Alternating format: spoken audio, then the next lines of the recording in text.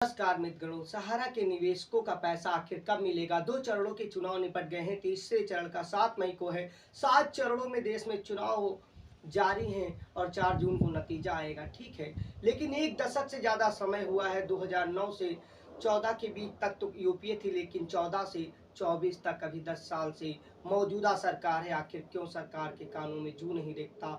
आखिर एक दशक से ज़्यादा समय से परेशान सहारा के निवेशक और कार्यकर्ता आखिर क्यों अपने ही पैसे के लिए दर दर की ठोकर खाने को मजबूर हैं?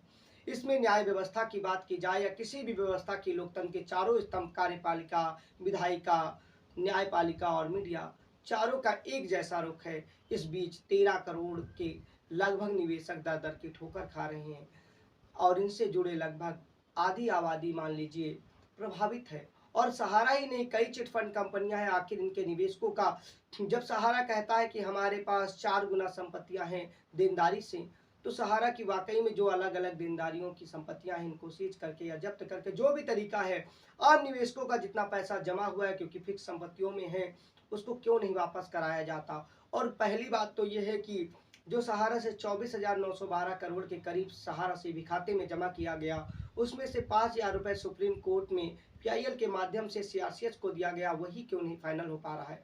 सबसे पहले जब्त करने की प्रक्रिया आप जारी रखिए, अलग अलग जगह पे जो बेचे जैसे भी बिके, आम निवेशकों को पैसा लौटाने के लिए कोशिश करिए।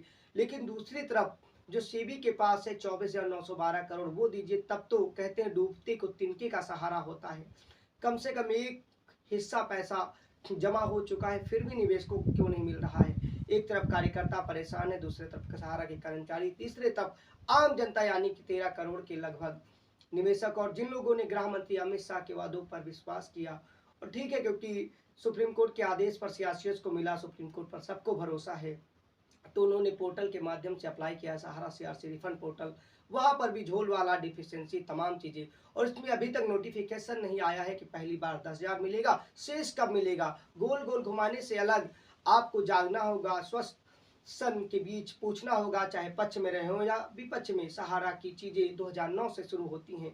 14 से पहले यूपीए सरकार थी और उसके बाद मोदी सरकार है, और अन्य अन्य राज्यों में जो सरकारें थी, उन सरकारों का भी इस चीजों में आपके हिसाब से ना आना, आपके हितों को ना देखना भी दुर्भाग्यपूर्ण रहा है, क्योंकि कई राज्यों के पास अपने फाइनेंशियल वित्त के अधिकार हैं, ऐसे चिटफंड कंपनियों से पैसा वापस करा सकती हैं। आपने कई राज्यों में देखा भी होगा। तो यहाँ पर इन सरकारों का गोल गोल रुख जो है, वो भी सवालिया निशान और सवालों के घेरे में। आखिर ये राजनेता क्यों इस चीज़ों में दिलचस्पी नहीं लेती, या फिर उनको वहाँ से कुछ और डायरेक्ट इनडायरेक्ट प्रॉफिट होता है? आप तमाम चीज़ों में, ठीक है, सब चीज़ अलग छोड़िए, काम की बात है कि लोकसभा चुनाव में जहाँ चुनाव भी नहीं हुआ है, नेता दर दर आ रहे हैं वोट मांगने के लिए, क्योंकि अपना हित है। आप उन्हें याद दिलाइए कि पिछले आपकी सरकार थी या विपक्ष में थे, तो आपने हमारे लिए या सहारा का पैसा दिलाने के लिए, पीएसएल का पैसा या तमाम चिटफंड कंपनियों को पैसा दिलाने के लिए क्या किया? कानून बशर्ते लागू क्यों नहीं किया? ठीक है, जब जागो तब सवेरा होता है। जो भूल गए वो बात गई, लेकिन अब अगर आप सत्ता में आएंगे या विपक्ष में आएंगे, तो आप हमारे पैसे के लिए क्या करेंगे? कैसे उठाएंगे? कैसे हमारा पैसा दिलाएंगे? ना आश्वासनों पर जब करेंगे, कुछ लोगों का तो, सबका तो नहीं, जमीर अगर होगा तो जब वहां पहुंचेंगे तो उन्हें याद होगा, क्योंकि अपनी बातें हर ईमानदार को कचोटती हैं। तो वहां पर बार बार जब मुद्दा उठाएगा लोकसभा राज्यसभा में, तो हो सकता है एक तरफ आंदोलन की राह, दूसरी तरफ इस राह से कुछ लोगों को राहत और पैसा जरूर मिलेगा, क्योंकि हर आदमी की गाढ़ी कमाई का पैसा है। किसी का एक एक रुपया इधर से उधर, उधर से उधर किस तरीके से बचाए वही जानता है। अपना पैसा अपने ही समय पर जिसको ना मिले, उसकी स्थिति को आप समझ सकते हैं।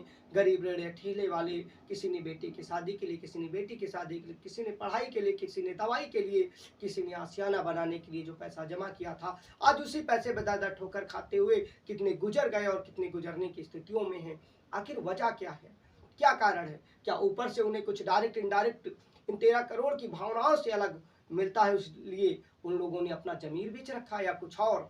जो भी चीजें हैं, आप निष्पक्ष होकर बात उठाइए। मीडिया का काम भी उठाने का, लेकिन अगर अन्य दिलचस्पियों, टीआरपी वाले मुद्दों छोड़कर अगर इन मुद्दों पर उठाया होता, तब चीजें हल हो चुकी होती। आपको सोशल मीडिया या हर माध्यमों से चीज़ें शेयर करते हुए अपने लिए आवाज़ उठानी होगी, क्योंकि अगर आप जागेंगे नहीं तो कोई चीज़ होने वाला नहीं, कोई ऊपर से प्रकट होकर नहीं आएगा।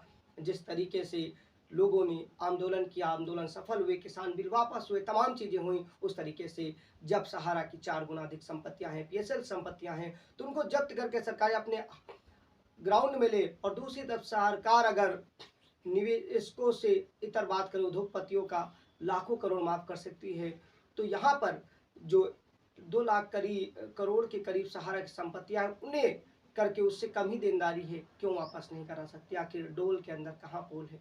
क्या चीज़ें हैं? अगर चुनाव में नहीं तो बात कब? आखिर कब?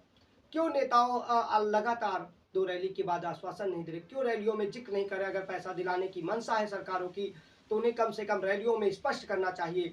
पक्ष तो पक्ष है, यहाँ विपक्ष भी खामोश है इन पैसों को लेकर। आखिर वजह क्या है?